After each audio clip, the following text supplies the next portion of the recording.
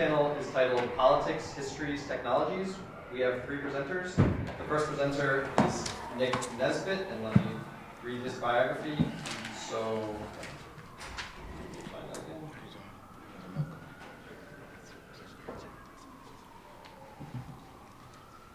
Okay.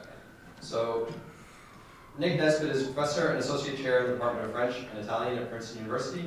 He received his PhD in Romance Languages and Literature from Harvard University. He's previously taught at the University of Aberdeen in Scotland and at Miami University in Ohio, and in 2003-04 he was a Mellon Fellow at the Cornell University Society for the Humanities. He's the author of Caribbean Critique, Antillean Critical Theory from Toussaint to Toussaint, published by Liverpool in 2013, Universal Emancipation, the Haitian Revolution, and Radical Enlightenment, published by University of Virginia Press in 2008, and Voicing Memory, History and Subjectivity in French Caribbean Literature, published by Virginia in 2003. He's also the editor of Toussaint Literature, the Haitian Revolution, published by Verso in 2008, and co-editor with Brian Hulse of Sounding the Virtual, Gilles Deleuze, and the Philosophy of Music, published by Ashgate in 2010. The title of his paper will be Subjectivity, Technology, Struggle, the Plastic People of the Caribbean. Our second presenter is Valerie Kaussen. She is Associate Professor of French at the University of Missouri. Let me get her bio for you. She is the author of Migrant Revolutions, Haitian Literature, U.S. Imperialism, and Globalization, published by Roman and Littlefield in 2008. And she is currently working on a book, and let me give you the description of that. Her current book project is on post-earthquake humanitarian communications and governmentality. The title of her presentation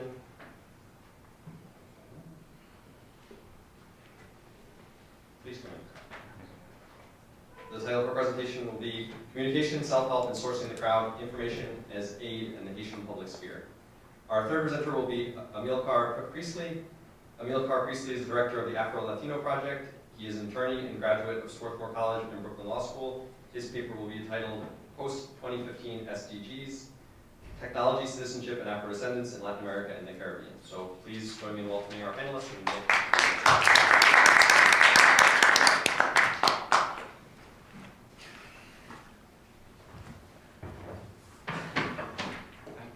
Rafe, and thank you all for being here. That might change my title a little bit. Things have evolved over the last 6 months since I sent in my abstract.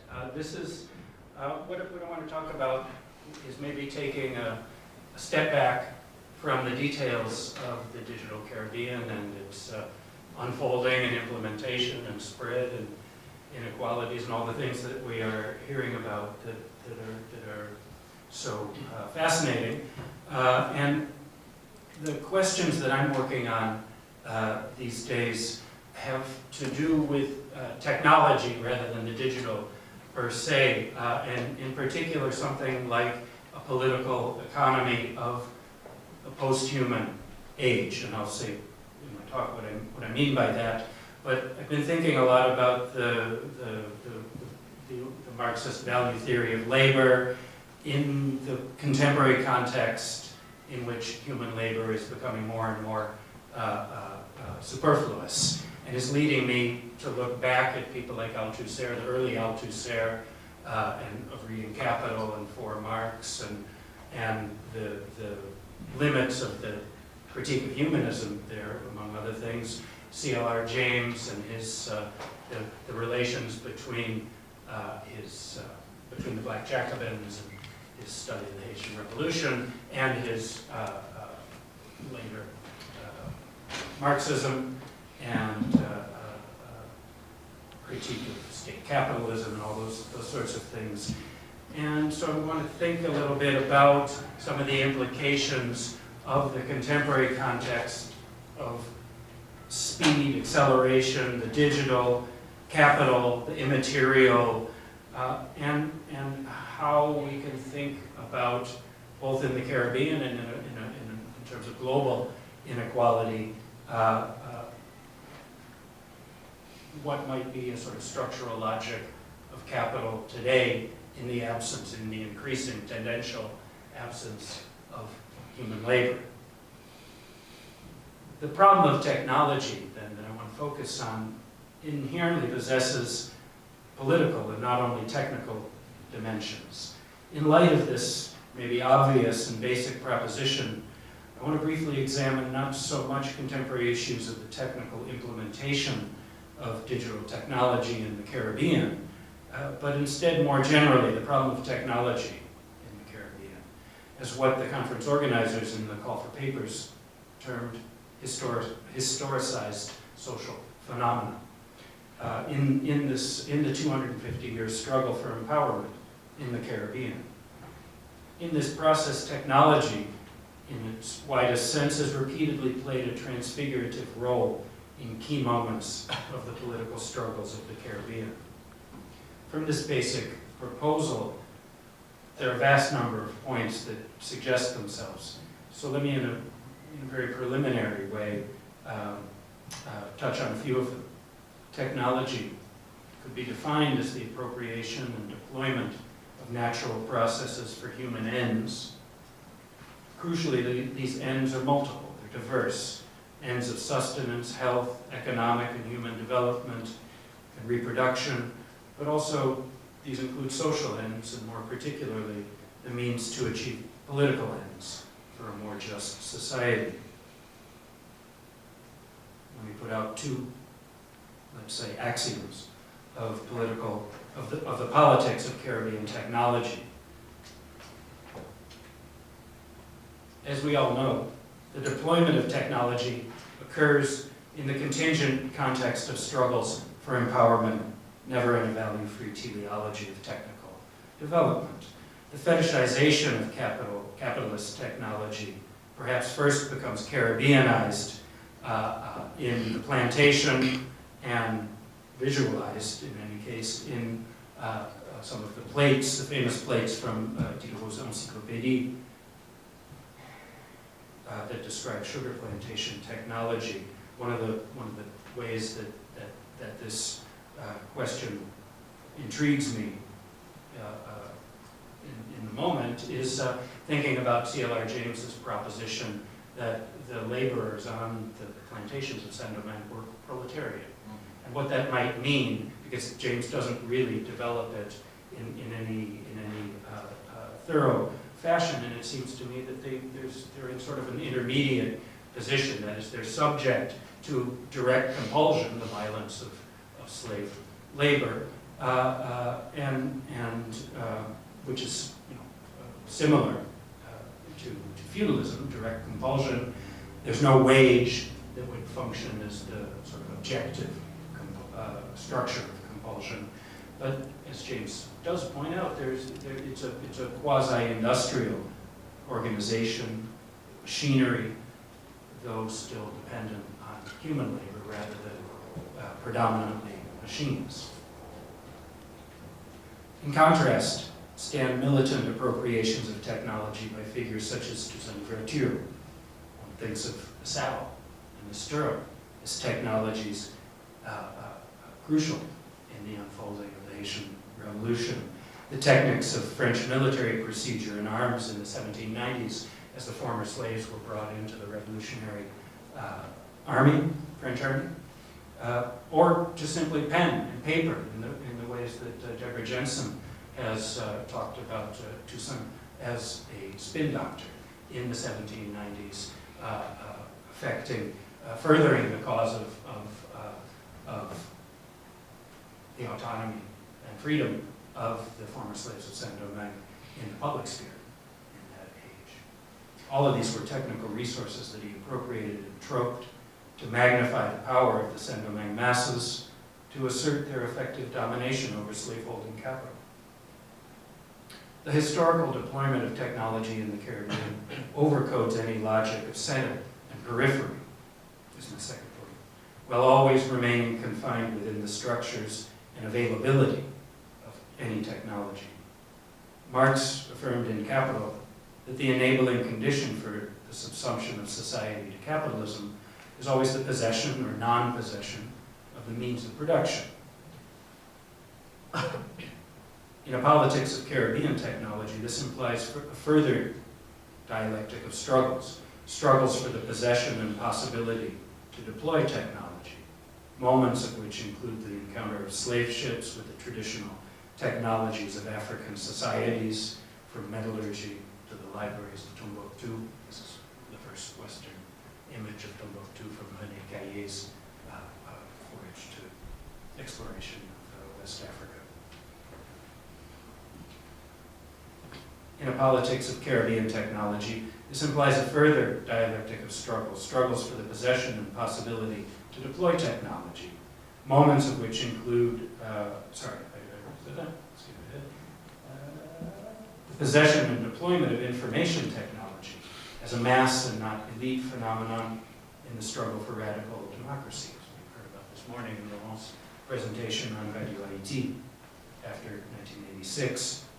And these are some images of Jean Dominique, of course. And the deployment of technologies of rescue, life support, and social reconstruction following the 2010 earthquake that is brilliantly critiqued in Robert Peck's latest film called Fatal Assistance. Really fascinating movie.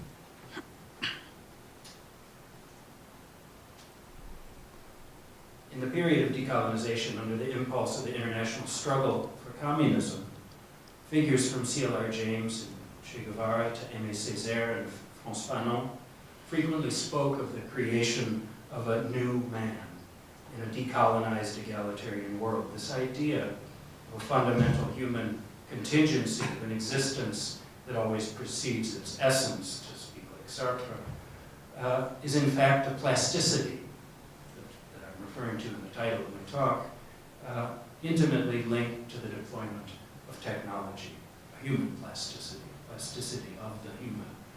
The prototypical figure of this Enlightenment age human plasticity is, again, undoubtedly Toussaint Louverture, the Louverture who reinvented his most fundamental identity and being repeatedly from 1776, when he became free black and was married, and then became a property owner and a slave owner, until his death in 1803, reinventing himself again and again, from house slave to free black and slave owner, and then again announcing his world historical self-refashioning again in 1793. I'm Toussaint Louverture. This is the original letter in which he makes this statement. I want liberty and equality to reign in Saint-Domingue. So in the time remaining, I want to focus more specifically on the Caribbean dimension of what strikes me as the contemporary crisis related to technology and the automation of labor, and the transformative effects on our understanding of the relation between humans and machines. I've spent maybe 2 decades exploring the ways language, and history, and ideas have combined in the Francophone Caribbean to destroy old and construct new identities in the context of colonization, plantation slavery, revolution, and post-colonialism. Today, though, when I look over the period that extends from about the beginning of the Haitian Revolution in 1791 to the present, what seems really striking to me is the rapidity with which the previous era is being definitively, I think, superseded by a strange new epoch, one that's decisively and in novel terms post-human. The world of Caribbean anti- and post-colonial letters, the Francophone and Creolophone worlds of Louverture, of Dessalines, of Baron de Vaté, Césaire, C.L.R. James, Lisson, Franck and others. This was a world of human struggle and expression that endured for more than 2 centuries. It's the world of the former slaves described so vividly by C.L.R. James and the Black Jacobins. It's the world of Césaire's négritude. It's the world that lives on in the post-human condition that we're currently entering. In any case, this anti- and post-colonial world is, above all, profoundly, and in ways that I think are only now becoming apparent, humanist. So, just to back up for a second, in the 60s, in the so-called structuralist and post-structuralist moments, it seemed obvious what post-humanism meant. If Sartre centered his philosophy around a refashioning of the Cartesian ego and its projects, if actually existing state socialisms in the wake of 1917, the global revolutionary anti-colonial movements, if all of these spoke tirelessly of the creation of a new man, if all this and more formed 20th century humanism, it seemed obvious to the generation of the 60s what would constitute a true anti-humanism, whether it allowed itself to be called structuralist or not. This anti-humanism at the time took two main forms: a critique of identity, of the subject as self-same, conscious agent, reducing its praxis, its world. All of this would be replaced by Freud, by Lacan. The place of the I revealing its absolute constitution and determination by the unconscious. The anti-humanism of the 60s, secondly, was a critique of political economy, a return to Marx by thinkers like Althusser, Rancière, Amilcar, looking back to the Marx of Das Kapital, and rejecting, of course, the Marxist humanism of the 40s and 50s, epitomized not just by Sartre, but at least implicitly, the militant communist francophone writers so typical of the Caribbean, thinking of Jacques Lemoine, Césaire, Jacques-Stéphane Alexis, Fanon, C.L.R. James, just to name the most famous. This Marxist structuralism was an anti-humanism, insofar as it argued that our own conscious self-identity, our actions, our understanding of their meaning, our projects, in other words, was precisely the site of the most fallacious misrecognition. As subjects, it told us, were necessarily and inevitably subjects of ideology. Previously, it was precisely in the realm of production, technology, where Hegel's master and slave dialectic had told us that the wretched of the earth could recognize their own freedom to transform the world as a subject able to choose, as Sartre constantly reminded us. It was in this world, in the realm of production, where structuralism announced that this humanism of the free and self-conscious subject had long ago been revealed as mere illusion. So it seemed clear for many years, maybe until about the turn of the century, that this logic formed a clear and coherent division between 20th century humanism and anti-humanism of the 60s. This conceptual division between humanism and anti-humanism, foundation of not just Francophone Caribbean studies, but humanistic inquiry in general, has suddenly, I want to propose in the minutes I have left, not so much disappeared, but become dysfunctional, antiquarian, as an explanatory apparatus. So I want to sketch out provisionally the parameters of this division between Caribbean humanism and what I'm calling properly post-human, to distinguish it from the anti-humanism of the 60s.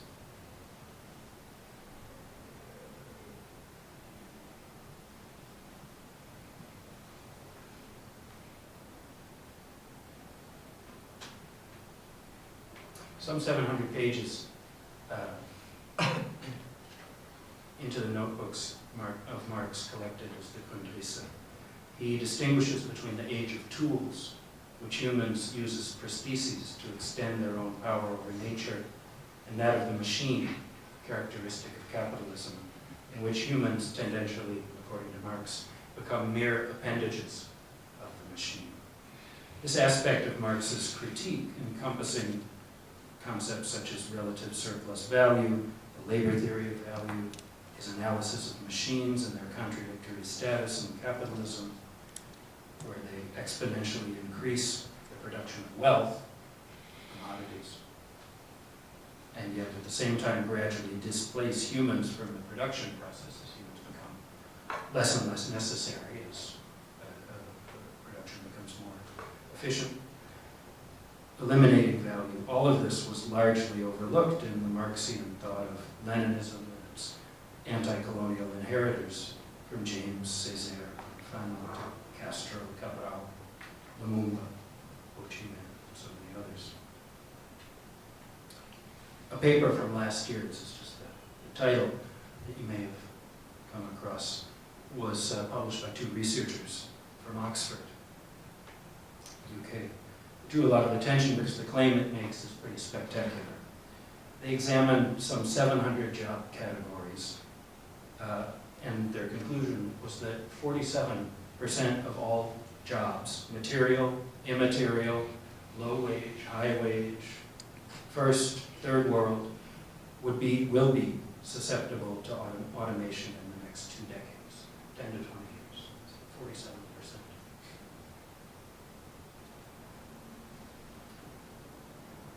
Somewhat paradoxically, in this process, it's precisely the poorest workers around the globe who will be most threatened by these changes.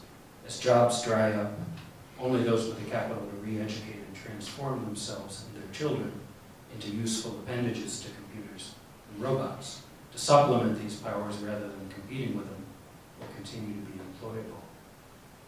As the mass of workers around the globe expelled from capitalism grows in the world, let's say that Mike Davis has described in the global slums, etc., as those who have only their labor power to sell, whether in Haiti, India, China, or Detroit, as they find that even that labor power is not wanted by the Foxcons of the world, there grows an underclass that is precisely not the proletariat of Marx and Lenin.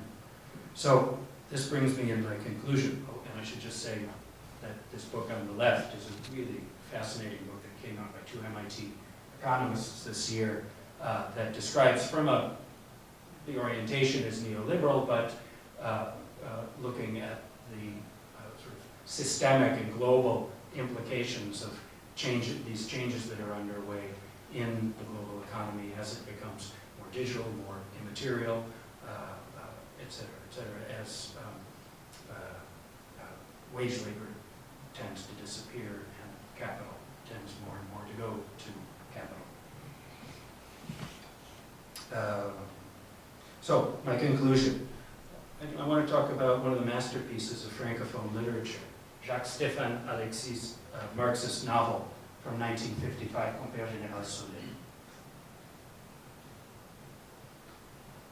I call it Marxist, not just because of the author's affiliations with Haitian communism, nor even because the centrality of the theme of proletarian experience and the possibility of revolution, its centrality, the centrality of those themes, but because the novel seems to announce in its very contradictions this post-revolutionary, post-proletarian, post-labor, post-human world we're now entering more than half a century after its composition, 1955. It's not that the novel is populated with robots and computers doing the labor of humans, of course. Rather, the characters in the novel are obsessed with finding work in a world in which work is either brutal and dehumanizing or simply not available.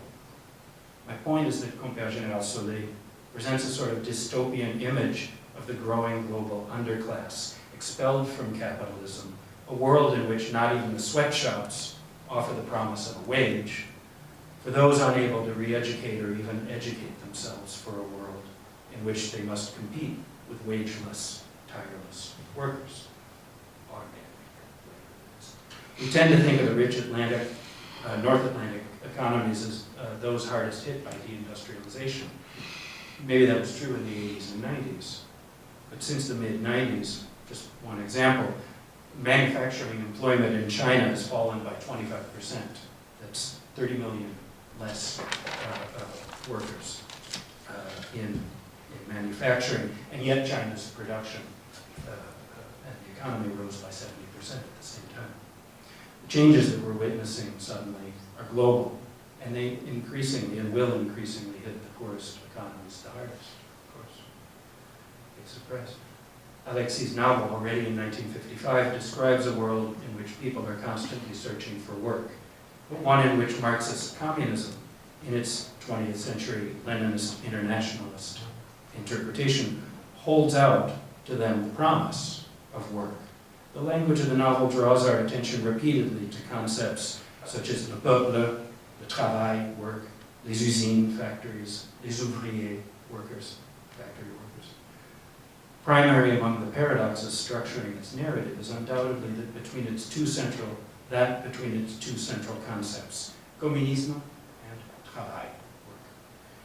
The latter is surely work, travail, is surely the key word of the entire novel. It's something close to every one of its 350 pages. The first example we have of work in the book is, however, not proletarian wage labor in a factory or even a sweatshop, but the forced prison labor that the protagonist, Hilarion, is forced to do after he's caught stealing a wallet in the novel's opening pages.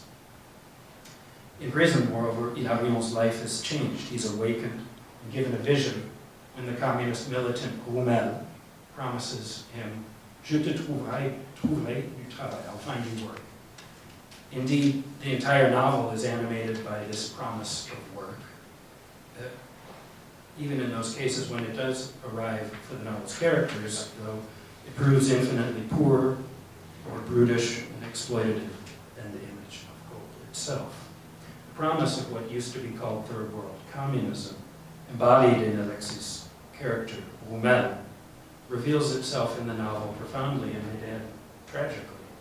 Engaged not with the critique and displacement of capitalism, but rather with this promise of work within global capitalism. Here's a passage from Roumel's militant speech of commitment and conversion to Hilarion while the two are in prison together.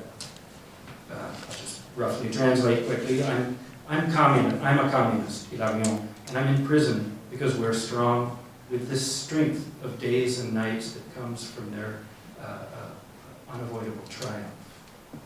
You want to know what we said? That we respect the person who works, that we give him something to live from for his family.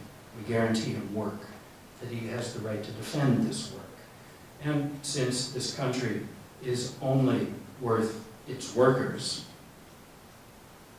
that they should take the direction of affairs in the future, that a new republic is to be born where there's place only for workers.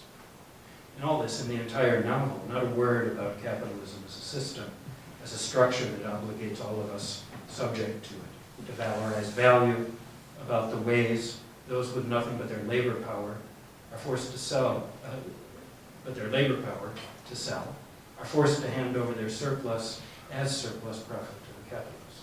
Instead, not only in Haiti, but one might add in revolutionary anti-colonial communism throughout much of the 20th century, only the promise of recuperatory modernization, catching up with the rich North Atlantic, of finding some work, any work, within expanding global capitalism. This promise, which made some sense in the 20th century for those found called the rich of the earth, today stands revealed as specious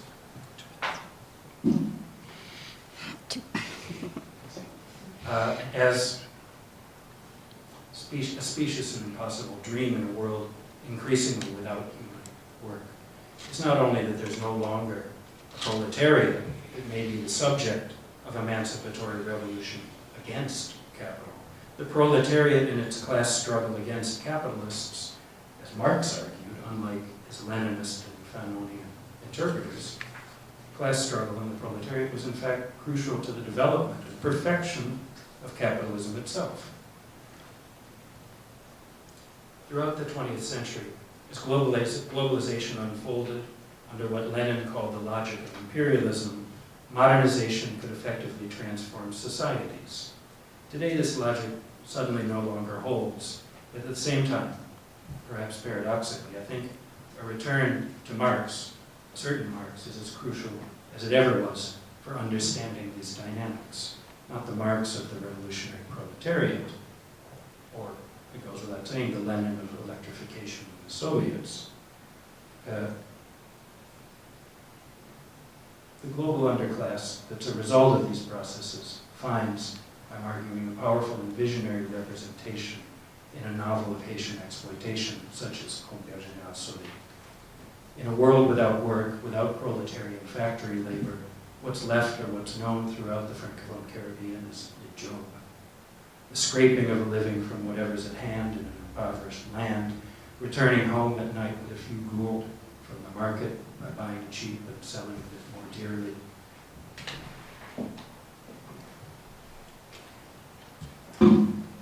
as the few workers able to escape the slaughter of Trujillo's infamous 1937 massacre of migrant Haitian workers that the novel narrates, as they set out fleeing the slaughter, they're hunted like animals.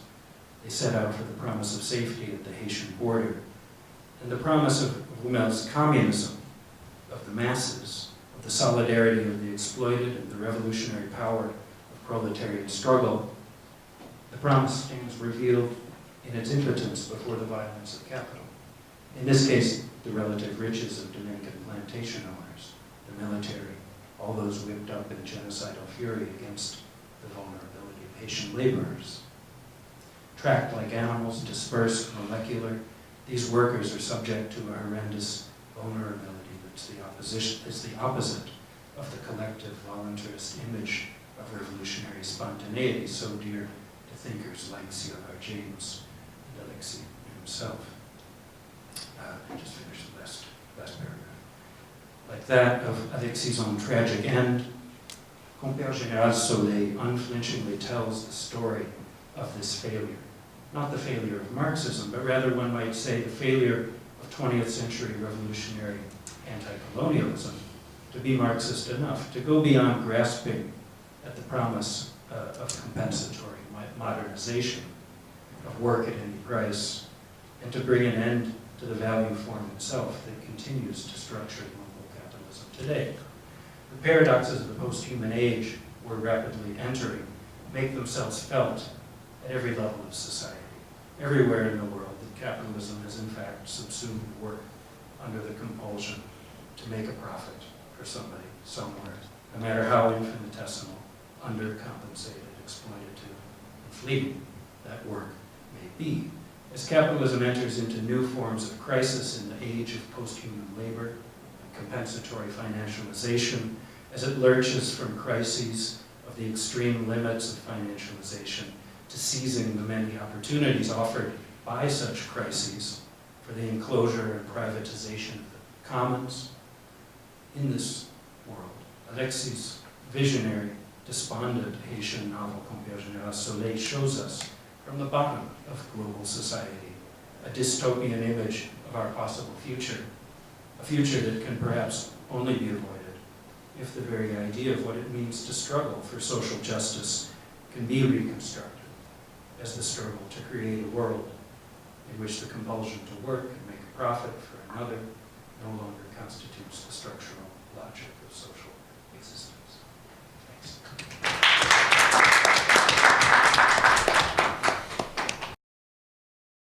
This paper explores the ways that humanitarian organizations following the 2010 earthquake in Haiti sought to integrate poor Haitians, initially and especially internally displaced people, into the global information or so-called network revolution. Paradoxically, such programs that sought to enhance Haitian capacity for communication and information dissemination rarely, if ever, involved improving Haitian access to the hardware of connectivity or to bridging the so-called digital divide in the form of, say, establishing community internet centers or the distribution of small solar-powered laptops and the like. Rather, the programs that humanitarian communication professionals rolled out post-earthquake sought to train impoverished Haitians in the ethos, the individual behaviors, and the values of network or information society, and to convince Haitians that these were the keys to improving their own lives and the future of their nation. The humanitarian communications professionals that I had the pleasure of interviewing and shadowing for a while at the International Organization for Migration and at the Red Cross spoke to me like missionaries of a new religion. Brought to Haiti, new values, techniques, and practices of communication, they argued, would displace the maligned, misunderstood, or at best invisible Haiti of the global imaginary by making visible a population of hardworking, entrepreneurial, and self-reliant individuals ready to create new relationships with the global community to whom they could contribute their knowledge resources. A videotaped speech that appears on Vimeo and on YouTube, and it was sponsored by the International Organization for Migration, or IOM, features a young resident of Cité Soleil who participated in OpenStreetMap trainings. And these were the OpenStreetMap training programs, one of the few tech training programs that humanitarian agencies actually did organize following the earthquake. The gentleman, Kaussen, is his name, expresses the optimism that the nexus of new communications and humanitarianism inspired the post-earthquake Haiti. He tells his viewers that Haitian volunteer participation in OSM will assure that no one will ever again be ignorant of Haiti's unexploited or poorly exploited richesse of knowledge, which will lead to a more egalitarian world ultimately. Kaussen then addresses us directly as, quote, citizens of the world, urging us to, quote, take advantage of this ideal moment to transform ourselves into artisans of a future world that is a global village of equal citizens. This near fetishization of a new communications ethos in post-disaster humanitarian communities in Haiti should be placed in the context of what a 2011 Knight report, Foundation report, called Media, Information Systems, and Communities, Lessons from Haiti, termed a new culture in disaster relief. According to the Knight Foundation, this so-called new culture was enabled by the Web 2.0 revolution, whose benefits were not available to the same extent for aid specialists and first responders during, say, Hurricane Katrina or the Indian Ocean tsunami. Such technologies that included satellite mapping, smartphone apps, SMS messaging, cellular phone technologies, interactive crowdsourced maps, and shareable digital data banks were indeed tested for the first time in the Haitian disaster, gaining Haiti the moniker of so-called laboratory or testing ground for technologies that would, most believed, better serve future populations in the inevitable global disasters to come. Beginning in 2011, numerous reports, ebooks, and research projects were published that analyzed the successes, the potential, and the future of these new communications technologies and the humanitarian nexus. Some of the reports analyzed the uses of NCTs exclusively in post-earthquake Haiti, while others addressed the phenomenon of new communications in humanitarianism more generally. In the case of the latter, the Haiti earthquake remains a touchstone, still the favored reference, and an exception because of its dubious distinction of having been the accidental first case study. Along with the Knight report, Internews and BBC jointly produced On Quitte Yo Parle, Let Them Speak. The CDA published Time to Listen, Hearing People on the Receiving End of International Aid. And Internews also sponsored Closing the Loop, Responding to the People's Information Needs from Crisis Response to Recovery and Development. In 2013, the UN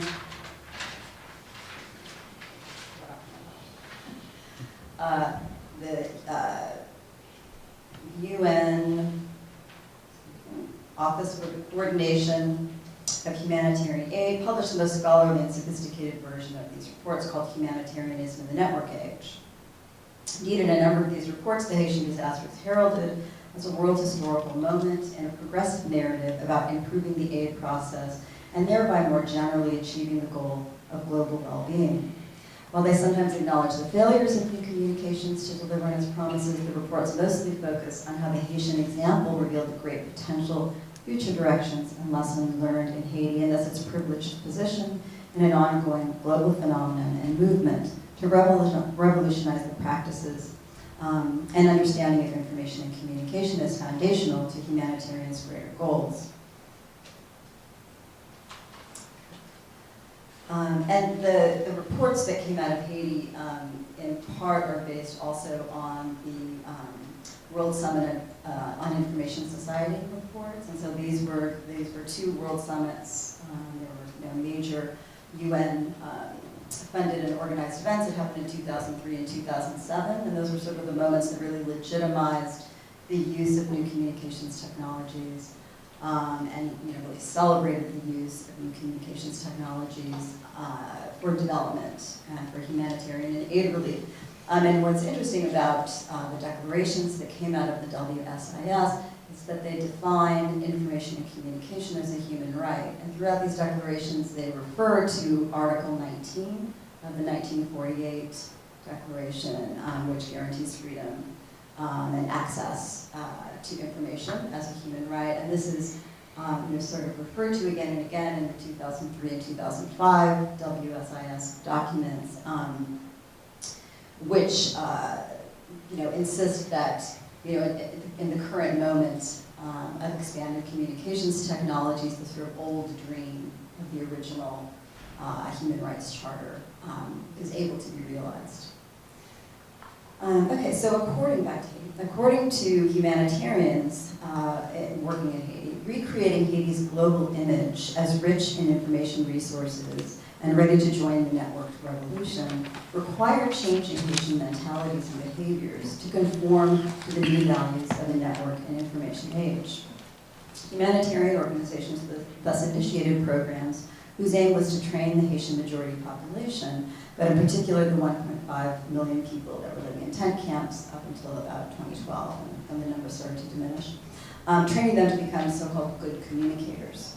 A myriad of cultural products, videos, soap operas, radios, etc., were broadcast and screened in tent camps and sometimes on television, and they modeled good interpersonal communication between spouses and parents and children, between spouses, and parents and children, as well as neighbors and communities, and also good communication skills that should take place to be used between Haitians and aid agencies that were there to serve them.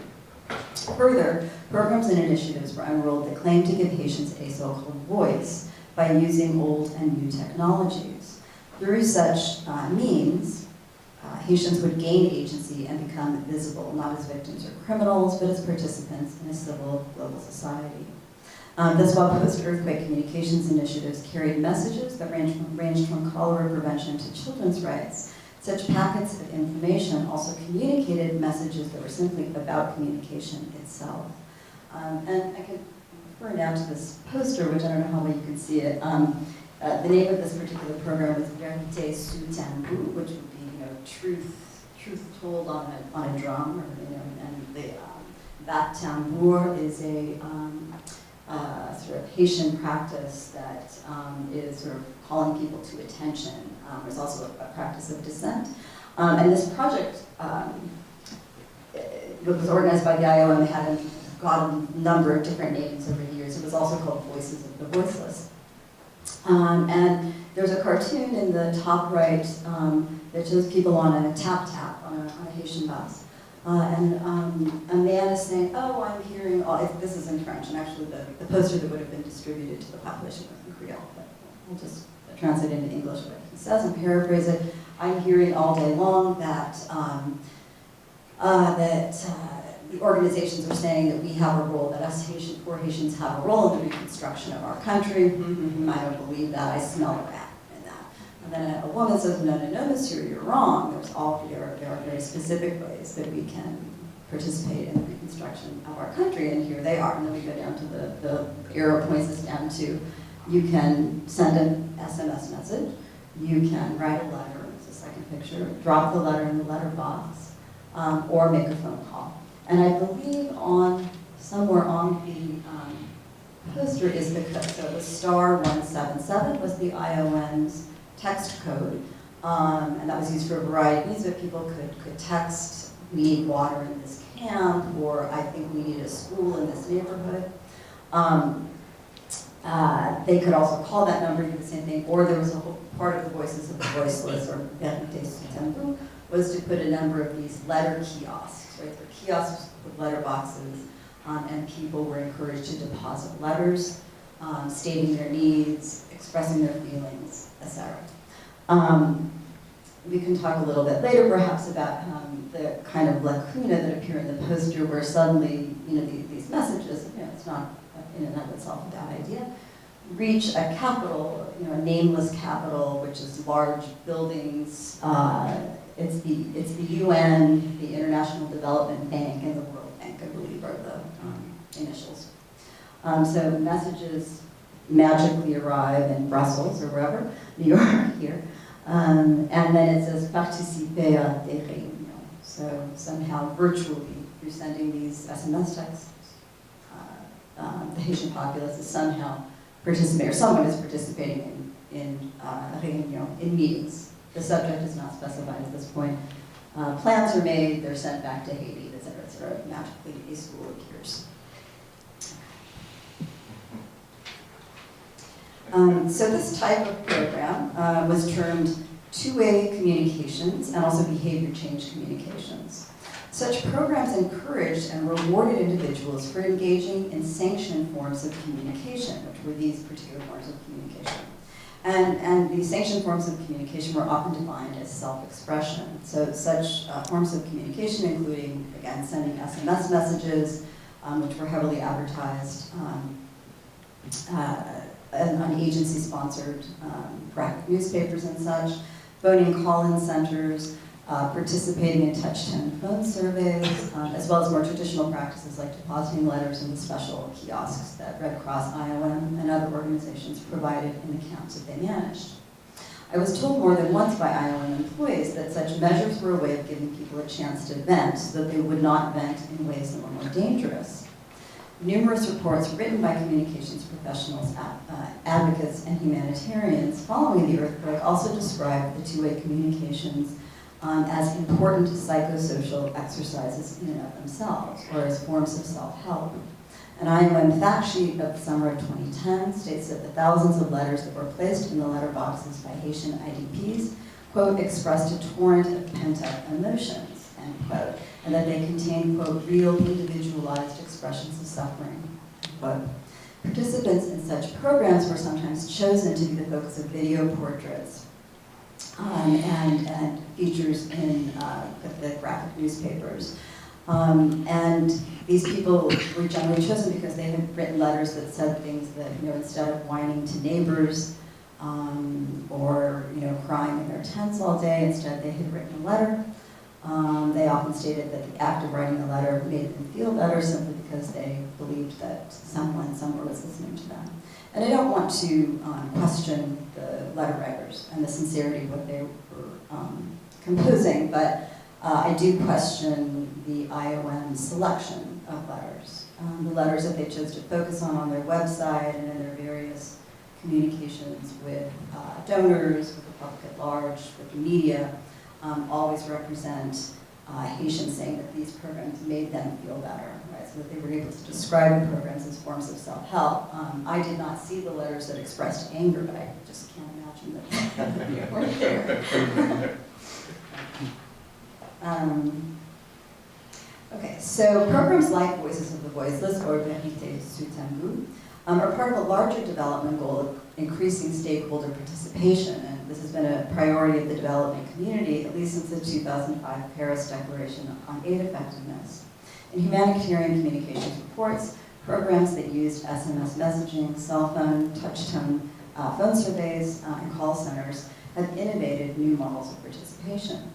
But the targeting of individuals over local NGOs or governments as the subjects of greater participation suggests a fundamental shift in the goal and methods of pursuing this priority.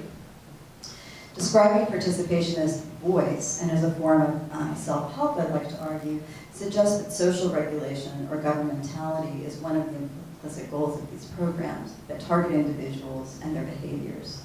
Indeed, the highly mobile population of IDPs and the larger Haitian population, which is known, of course, for its popular resistance and its mobilizations, needed to be governed at a distance in a largely stateless, at that time, and very downsized republic of NGOs. In neoliberal governmentality, more generally, as Foucault describes it, citizens must become self-reliant, risk-averting, and personally responsible.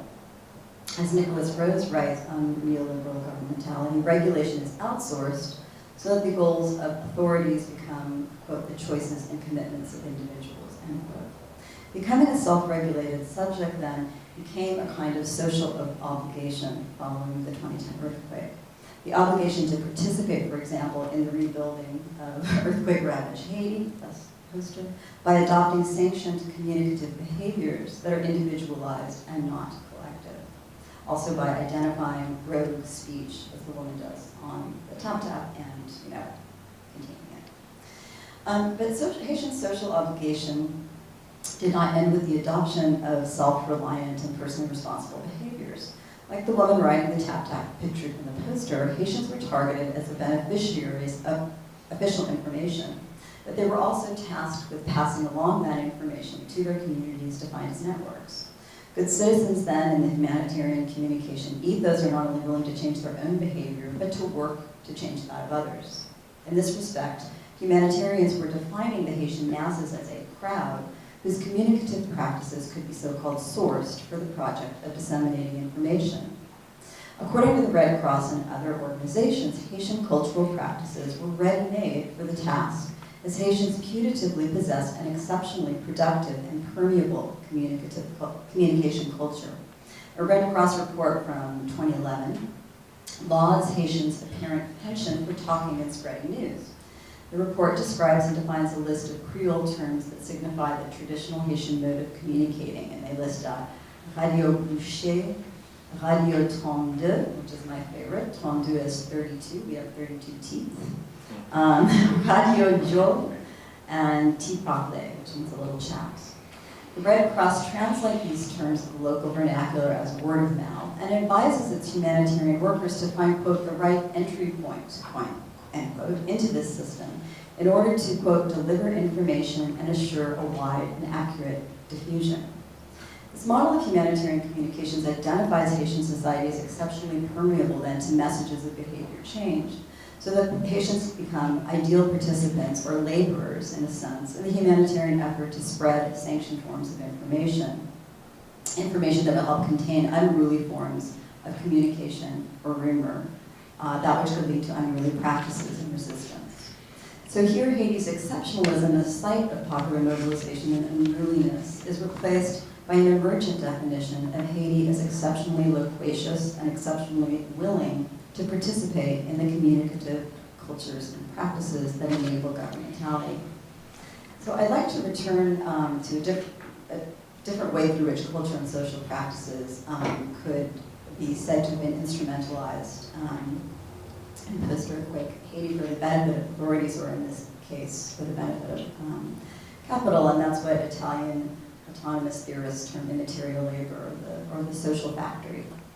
In humanitarian communications, Haitian social practices and informal or leisure activities like radio 32 or radio jo, or radio tap-tap for that matter, become recoded as forms of labor and as part of capitalist productive processes.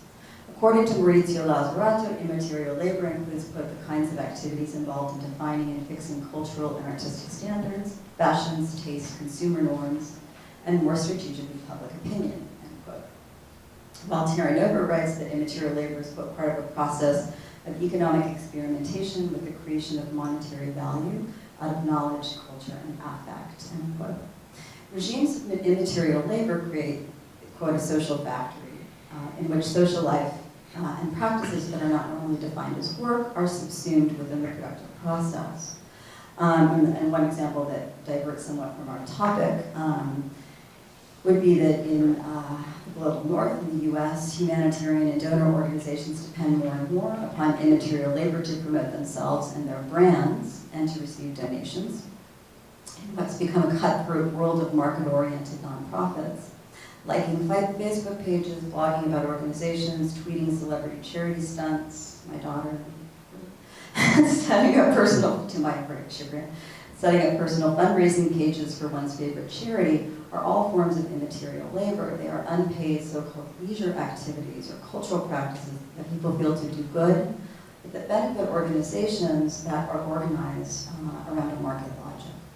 So programs of two-way communications like Voices of Voiceless, where participants gain voice and supposedly altered their behaviors through things like letter writing and text messaging, or just engaging in radio 32, can indeed be defined as forms of immaterial labor. Following the earthquake, though, humanitarian programs sought to transform leisure and social time into productive labor at the benefit of their own aims. But organizations like the IOM and the Red Cross also used Haitians' participation in these programs to produce monetizable data or information that organizations considered a valuable resource. In a program called Radio Tap-Tap, drivers of public transport vehicles, Tap-Tap, were given DVDs with pre-recorded skits that imparted information on everything from cholera prevention to domestic violence against children. An SMS code was announced at the end of the skit, and listeners responded to a set of questions for which they received free phone minutes if they got the answers right. And the questions were rather insulting, I found, and condescending, the ones that I saw. Responses to these surveys are entered on a searchable open website platform called Nula HT. Nula means we're here. That also would map the callers' locations and included demographic information. Similar programs were also included in the Iowans graphic newspaper. These were called special contests. Such surveys assessed in near real time an individual listener's capture of the message. So Haitians playing these games to win a few phone minutes were giving up valuable data that was monetizable. Organizations like the IOM rely on other NGOs, UNICEF, International Labor Organization, as clients for their various communications initiatives. The IOM required marketing analysis to show that their services worked and to show that individuals had captured the message and perhaps even changed their behaviors. The client organization in turn also needed to prove to its donors that the money spent had changed behaviors, at least by teaching people how to take touch-tone tests. In each case, information was freely given by Haitians. It was labor that benefited NGOs competing in the marketplace of donor funding. And according to OCHA and echoing the Red Cross report, Haitians were a particularly valuable resource for this type of data mining. The OCHA report, Humanitarianism in the Network Age, states that during the earthquake, Haitians generated massive amounts of information using old and new technologies, and they have graphs with the number of tweets, the number of text messages that were sent, and heralded the fact that Haitians and their private sector partners had not siloed, had not siloed that information, but it was freely available. So I wanted to just end by thinking about ways that Haitians potentially could resist this turning up their leisure time or their non-work time into a commodity, right? into labor. There's a really fascinating article that I just read, and I read it too recently to integrate into the paper. It was I believe, the last issue of Small Acts. And it gives a genealogy for the post-Fordist idea of immaterial labor in the Marxist autonomous theorists in Italy. Their model for resisting the immaterial labor, the way that capital and productivity sort of intrudes into every part of social life, is to have an anti-work. It's an anti-work Marxism, which is what I know Nick was gesturing towards. Christopher Taylor does a really fascinating genealogy where he shows that sort of through C.L.R. James, who was a major influence on the Italian autonomists like Negri and Mazzarato, analyses of post-Fordism resemble and duplicate in many ways analyses of the plantation, and that post-Fordism has many features in common with the modern. The plantation is a sort of modern factory space. And the mode he ends the article with talking about post-emancipation, ex-slave refusal of work, and so that one way that one can see resistance to the commodification of all aspects of social life, I think in Haiti, is a certain refusal is actually an embrace of the job, an embrace of the informality of certain types of labor that allow for more control over the labor process, right? So that there is work, but it's very much outside of the capitalist definition of labor, and so it does not fall prey to also the ways that capital can appropriate and valorize leisure and social practices. And we'll end there. Thank you. Thank you.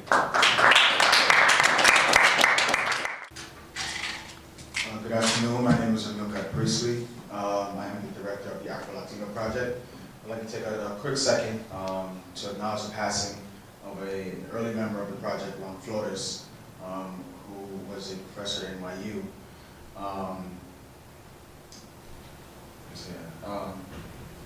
So we are a nonprofit organization founded in 2005 by my father, George Priestley, who was a professor and director of CUNY, Queens College's Latin American Studies Department for about 40 years. He was also an Afro-Panamanian activist for about 40 years and a movement leader. We work at the intersection of cultural heritage, information and communication technology, development, race and ethnicity in Latin America and the Caribbean. We promote the digital curation and preservation of Afro-Latino cultures, histories, experiences, and contributions. This particular paper is called Post-2015 SDGs, Sustainable Development Goals, Technology, Citizenship, and Afrodescendance in Latin America and the Caribbean. Between 1999 and 2001, discussions among Latin American and Caribbean leaders and activists were simultaneously converging around 3 different international declarations: the Declaration of Florianópolis, the Durban Declaration, and the establishment of the Millennium Development Goals. The Declaration of Florianópolis in 1999 by ECLAC, or the Economic Commission on Latin America and the Caribbean, sought to address the need for technological competency and literacy among the region's citizenry, or Latin America's and the Caribbean's digital citizenship and information society. The Durban Declaration in 2001 arose from the Durban, South African Conference Against Racism, Discrimination, and Xenophobia, which in light of current events, the US probably should have not boycotted. The Millennium Development Goals are a set of 8 goals which world leaders agreed to in 2000 for dealing with various development issues in the world. These include eradication of extreme poverty and hunger, achievement of universal primary education, promotion of gender equity, reduction in child mortality, improvements in maternal health, combating HIV/AIDS, malaria, and other diseases, ensuring environmental sustainability, and development of global partnership for development. These MDGs are set to expire in 2015 and will be replaced by the Sustainable Development Goals, or SDGs. Although these conversations were happening simultaneously, 15 years later, the disconnect in these persists. Next week, December 10th, the UN will launch the International Decade for People of African Descent, which will run from 2015 through 2024. The proposed program of action for the decade centers on 3 principles: justice, development, and recognition. We contend that for Afro-Latinos, these 3 themes, digital literacy, sustainable development, and Afro-descendant human rights, must be integrated. There are several issues facing Afro-Latinos around which technology, the SDGs, and the principles of the decade can and should converge. We will discuss 2 of these, the census and cultural heritage collection and preservation. For the nearly 200 million people of African descent living in Latin America and the Caribbean, or the diaspora, adherence to the principles of the decade by key stakeholders is a linchpin to the success of the 17 SDGs being proffered in the post-2015 discussion. Each are inextricably linked to the issues of social, economic, and political marginalization, access, and inequality which persist for Afro-Latinos.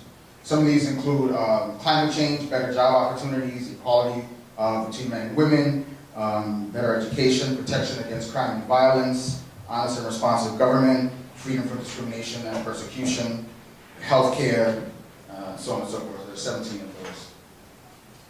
Information and communication technology, or ICTs, are a key component of strengthening the link between the SDGs and the decade's principles or programs of action. To be clear, ICTs are not a cure-all, but to dismiss technology tools when discussing these issues is as troubling as being a tech evangelist with no social justice lens. Until recently, Afro-Latinos in most countries in the region have been excluded from national census counts.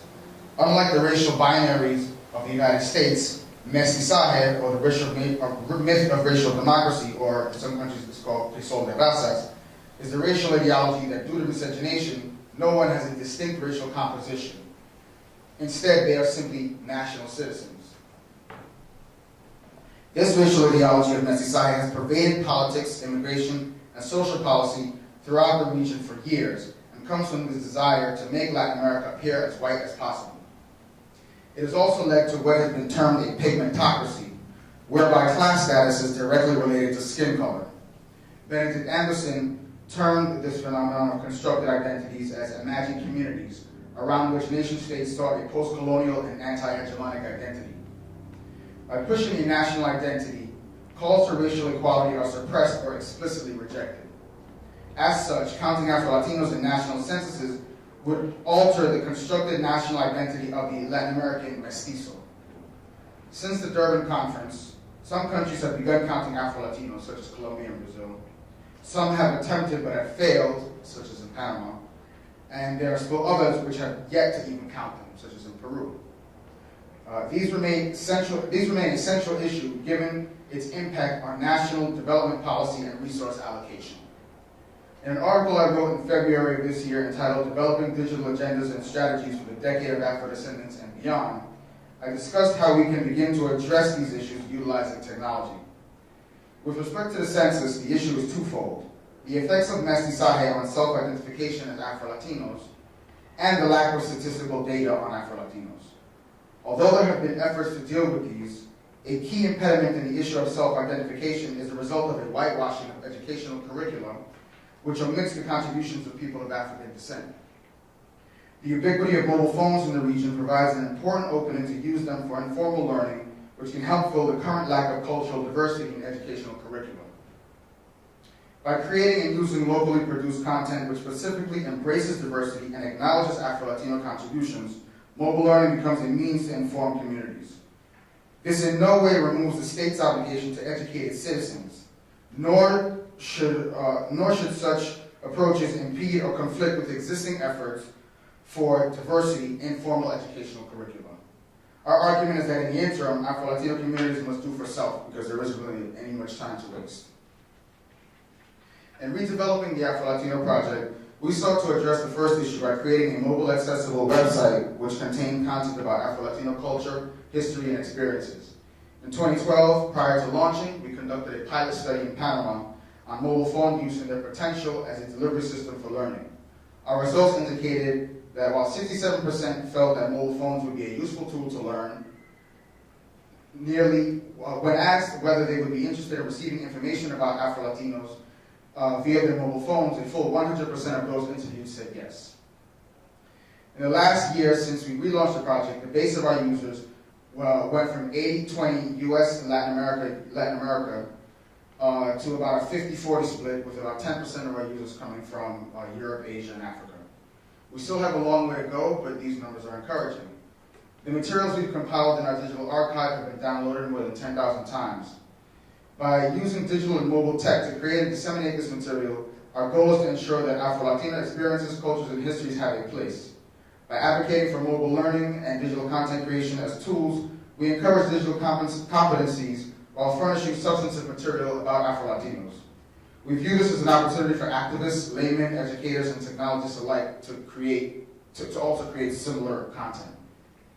A prime example of an effort which aims to address both issues of self-identification and the lack of statistical data is the new virtual census created by LUNDU, the Center for Afro-Peruvian Studies.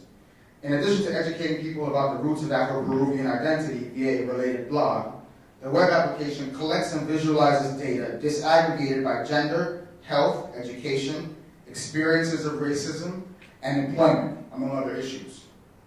Since Afro-Peruvians are still not counted, this virtual census aims to prepare Afro-Peruvians for possible inclusion in the 2017 census count. The web platform is groundbreaking in what it sets out to do.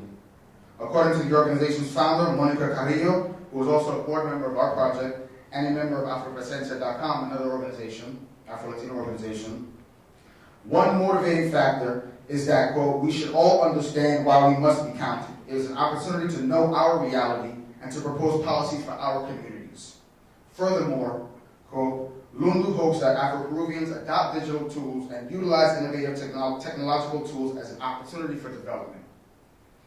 While this effort only recently launched, this tool is a prime example of how a synergy of the three dialogues, SDGs, technology, and the two principles of the decade, recognition and development, could look. In fact, the methodology used by the virtual census goes directly to prong 17 of the proposed program of action for the decade of Afrodescendance. To collect, compile, analyze, disseminate, and publish reliable statistical data at the national and local levels, and take all other related measures necessary to assess regularly the situation of people of African descent who are victims of racism, racial discrimination, xenophobia, and related intolerance. A third example of such synergies is our more recent involvement as regional partners in the United Nations My World, World We Want 2015 Sustainable Development Campaign. The campaign's objective is to engage global citizens to vote for what they perceive to be the most important SDGs for their communities.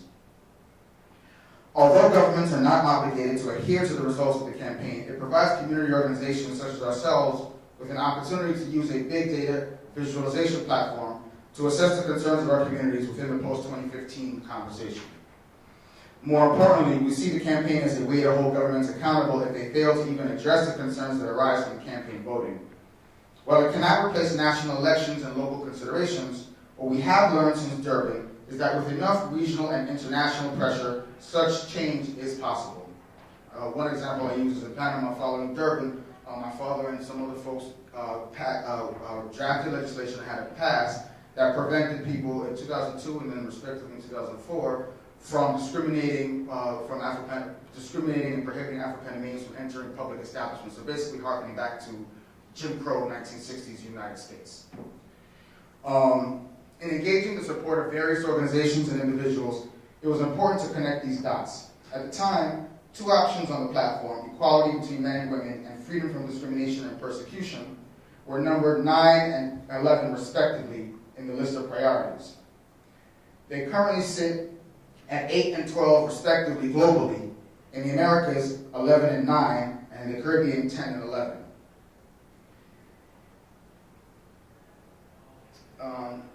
In Latin America, as it pertains to Afro-Latinos, structural racism and sexism remains a fundamental and persistent impediment to successfully achieving all the other desired development goals of a better education, access to jobs, healthcare, sanitation, etc. Afro-Latinos, and especially Afro-Latinas, were most likely to be unable to reap the fruits of development precisely because of racism and sexism. Obviously, this is not exclusive to Latin America.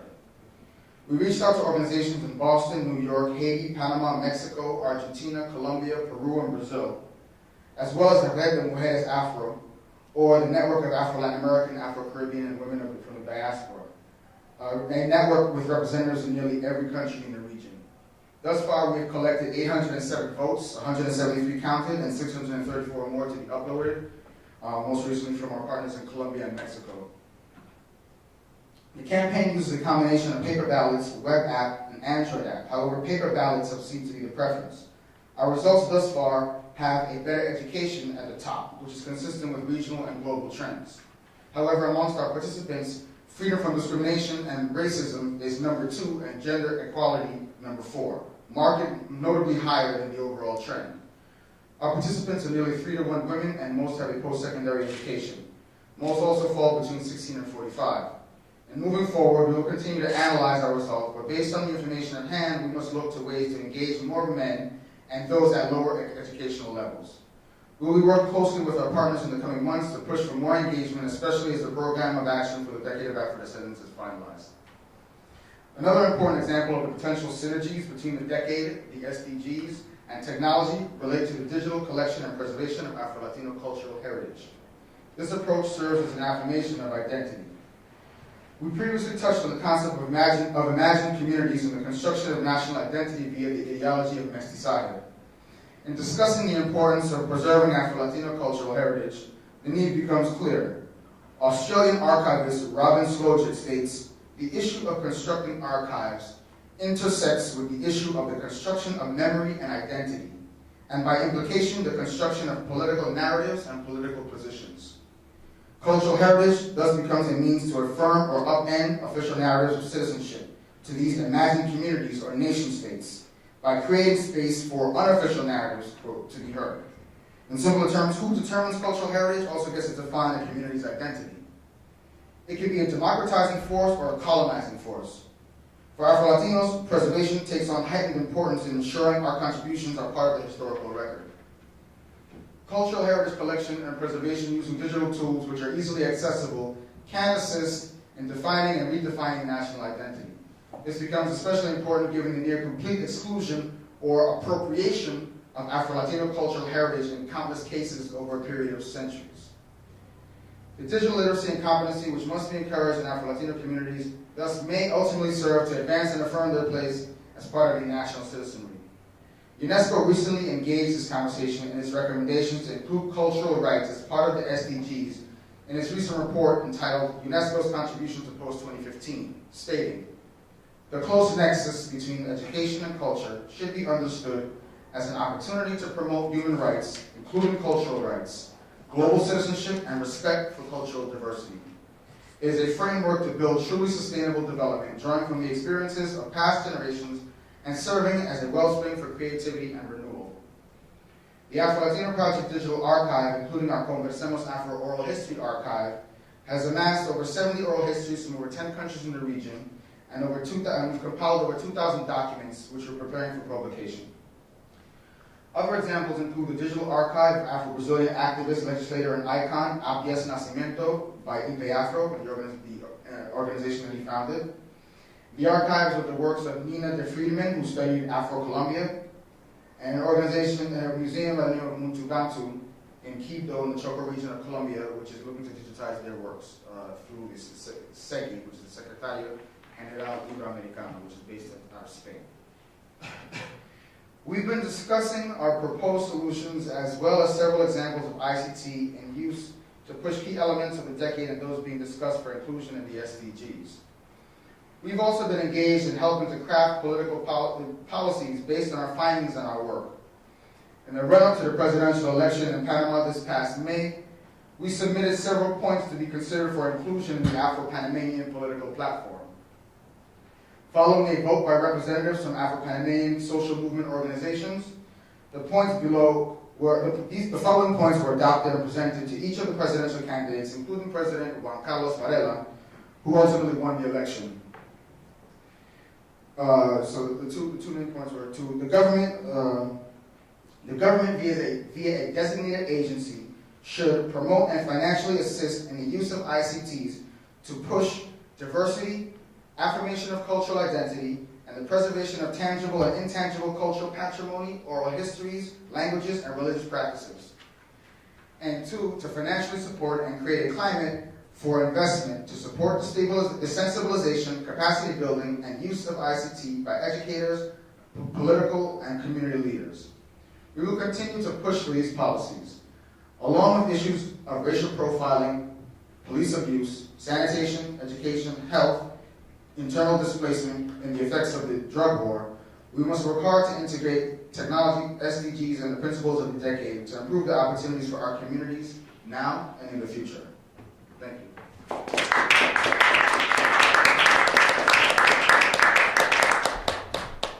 Thank you all for your presentation. So we have time for a few questions if anyone has questions. Go ahead. I wanted to ask you, Amilcar, a little bit about... Sure. About other, maybe some precedents with either the MDGs or other UN decades to particular issues. I dabbled a little bit in some of that, and I feel discouraged. I often feel like it's a lot of rhetoric, a lot of rhetoric, and your enthusiasm is contagious, and I hope that it bears fruit. But I'm curious if your goals in really influencing the SDGs are grounded in some really concrete gains with MDGs or with other experiences, not just Afro-Latino, but maybe other interest groups that have really felt like leaning on these kinds of UN statements really is meaningful. Sure. So I think that, I guess I do sound pretty optimistic, and I guess at some point you have to be, or else, the situation is severe enough that without optimism, it becomes an overriding sense feeling of despair. A lot of instances, and then you look at folks who've been doing this for a long time, my father, my uncles, and my optimism is measured. I don't necessarily know whether or not it will be successful. The MDGs, reports are constantly coming out.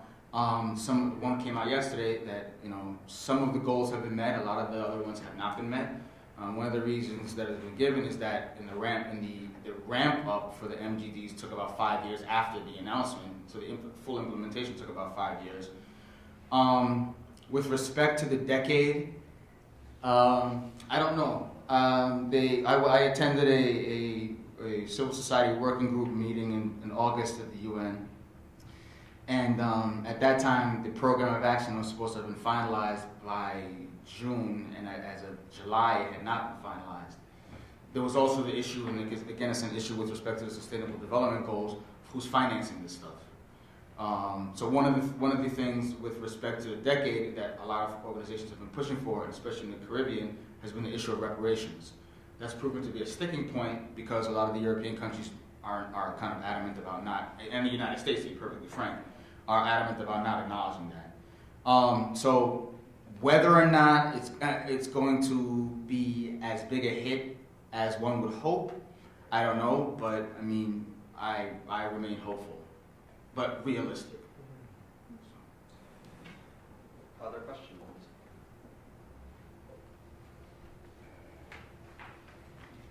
I'm afraid I can't put this together as a question, but I was really interested in the relationship between Nick's paper and Valerie's paper in terms of Marx and labor, and I wondered if you could talk to each other about those connections. I had a question for Valerie, so maybe that's the occasion. I was interested in the way you were talking about immaterial labor, and I was wondering whether I understood you correctly, because what I heard you saying was that against the sort of Harte Negri vision of immaterial labor as an answer to the exploitation of factory labor and forest labor and all that kind of thing, that rather in, for example, the case that you're describing, that in Haiti we see precisely that immaterial labor is just another form of, that is determined by the needs of capital itself, and particularly interesting or blatant in Haiti because precisely, of course, capital is coming from somewhere else for the most part. And so that those uses and the ways that people's work, whether it's material or immaterial, the ways that it's exploited, that surplus value is exploited, is precisely just extremely obvious and blatant in this case, in ways that when you look at sort of North Atlantic worlds, as Harte and Negri tend to do, immaterial labor looks to be liberating in all sorts of ways. Am I hearing you correctly? Yeah, and I think that my reference is more is Negri pre-Harte, I guess, and also Lazzarato, and so sort of a different group that theorize immaterial labor as initially being part, sort of integrated or subsumed into the productive process, and that actually happens even in Fordism, and that, but it's also the side of resistance, right, and the side of kind of anti-work resistance. So I think that Harte and Negri kind of focused more on the liberatory elements of it, which is not the place where I've really gone yet in this project, and I feel like my project is relentlessly kind of negative, and I need to get to that place of the agency of the Haitians, and also, I mean, I'm looking a lot at documents and rhetoric and plans for projects that were experimentally rolled out. I have anecdotal evidence of how Haitians responded to it. I did go and talk to a few people here and there, but these were by no means, touching hundreds of thousands of people. I mean, thousands maybe, but I mean, I think that the Haitians, for the most part, looked at these programs rather skeptically and humorously. And I have some ideas for looking at the ways that they resist and play with make these games really games and not labor. For example, in the NULA website, where people are supposed to send in their responses to questions, there's tons of, I look at it a lot, there are tons of people that write in and say, I didn't get my minutes, I didn't, complaining about not having gotten the right amount of minutes or not having gotten my minutes. I don't know if that answered your question, but. Yeah, one more question, please. So this is a sort of in between a question. Do I need it? Posterity for recording probably. Yes. Okay. So this is on very much on the record. So this is I thought there was an interesting kind of conversation happening between your two papers, and what I'm going to point out maybe will sound at first like a little bit of a contradiction, but I don't really think that it is. I think it'd be kind of useful to try to talk about them together. So, I mean, in your paper, Nick, you're talking really about the sort of post-human, and then Valerie, in your paper, you're really talking, at some point at least, from the vantage point of the agencies that are there, they're sort of targeting the sort of value of the individual to sort of perform this kind of labor. And so I'm just wondering how we put those two. I mean, I think they can be put productively into conversation, so I don't know if you can do that on the spot, but. Let me give a sort of quick abstract answer. So when I was talking about the post-human, that is obviously from the perspective of capital itself. That is, human labor is becoming less and less necessary, and yet our interest, our orientation is not toward the well-being of machines, but to society, to humans. And so, I don't mean post-human in the sense of the suffering of human beings, let's say. And so, again, I think the Haitian case, as well as you could find all sorts of other examples around the world, particularly points to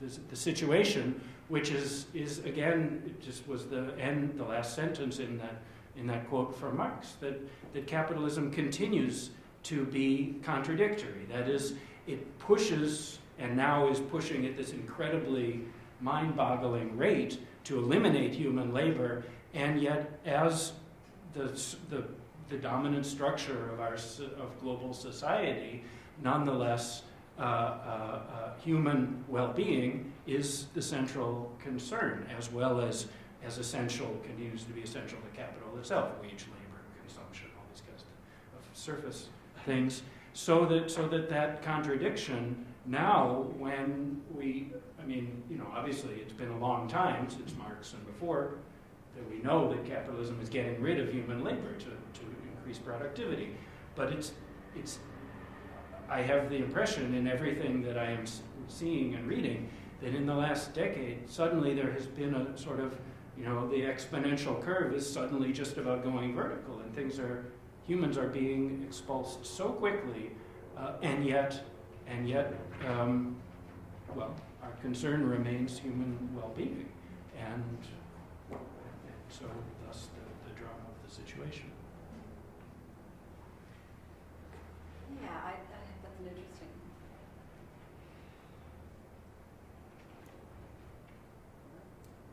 I think you can hear me. This one's Okay. Yeah, I guess what I'm interested in is the sensitization of the individual subject, which, on some level, the discourse pretends to a kind of humanism, obviously, big time. But, and it sounds sort of conspiracy theory, yes, but, it's a kind of humanism, and this is not a new argument about humanisms, that it has in the case of Haiti, a kind of neo-colonial function, or a civilizing project is at work, and that, governmentality focuses on individual subjects. It's about individual behaviors, and that this to me is, it's not radically new. There's anthropologists that talk about similar post-disaster programs that use human rights programs to sort of craft new kinds of subjects, and they're very individualizing. But it seems to me that post-earthquake, it's really striking. And that, part of what's going on is, a couple things are going on. I think it's a way to really try to create a culture that does not work collectively, that does not organize, and that does not take to the streets, because this is the big fear. This is what keeps investment out of Haiti. So there's a big build back better means docile workforce. On the other hand, in this sort of strange way, I think that it's a Haitians are out of work, but in this funny way, these programs create this this parallel or alternative NGO economy where they really can monetize this data. I mean, this data becomes really profitable. It allows the organizations to get more donor money. I mean, it allows them to keep functioning. It allows them to continue these projects. So they need that data, and they will continue to work with the population to get that data. So there's a funny, you know, and again, though it's unpaid labor. I mean, it's labor, but it's, you know, sometimes it's, you know, they get gifts, little gifts, but it's a couple, 3 minutes, something like that. Yeah. It's their data. It's not their- patient's data. right. It becomes their appropriate. Exactly, they appropriate the data, exactly. And I don't think there's any efforts to educate people that are participating in these surveys in exactly where that information is going and what's happening to it, and how it's being used. But in some, you know, there's an economy and there's an exchange, and it's exploitative on some level of Haitians. But it,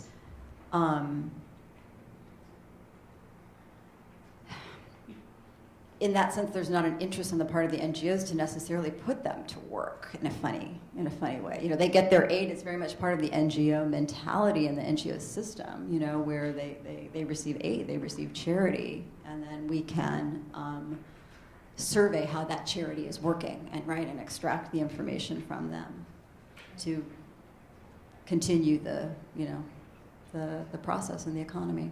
And in an interesting way, you know, hearing you both talk, it seems like there's a way that they're using this kind of humanist intervention to create a form of labor in the absence of real labor, real opportunity, right? And for them to participate in some sense in the continuing destruction of the possibilities for labor by sort of enhancing the technological reforms in a sense. And as labor grows more immaterial in Right. these kinds of contexts, it still remains just as whatever, exploited, alienated. Right. Despite its immateriality. Doesn't really help with the positive part you're trying to No, it doesn't. So That's always the next, task. The next panel is beginning very soon, Okay. so I'm going to ask you to thank our panelists again.